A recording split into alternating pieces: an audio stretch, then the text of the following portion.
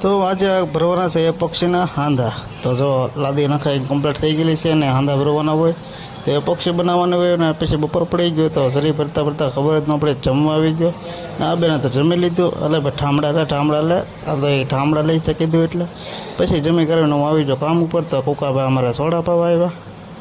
કુકાભાઈ તડીકો તો ફૂલ એટલે ભાદરવો તપે ને જેમ તડીકો પડે એટલે હું તો પછી ભાઈ સોડા 2 ગ્લાસ ટપ કરીને પછી પાછો કામે લાગી ગયો. અને પછી એ પક્ષી બનાવવા લાગી ગયો. ખાલી થઈ ગઈ એટલે એ પક્ષીને પડીકો નાખી દીધું ને કલરનું. અને પછી એરોડા જ નાખી અને પછી તો કલર નાખું છું હું. એટલે ઝરી નાખીને પછી તો મેં એ પક્ષીના અંદા કમ્પ્લીટ કરી નાખ્યા અને સાફ કરવાના છે. તો એ પક્ષીના અંદર સાફ કરવા મળ્યો છું.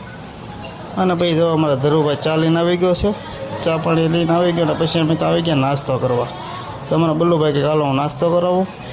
તો એ નાસ્તો કરાવીને પછી હું આવી ગયો આરતીમાં ભૂતનાથ મહાદેવે.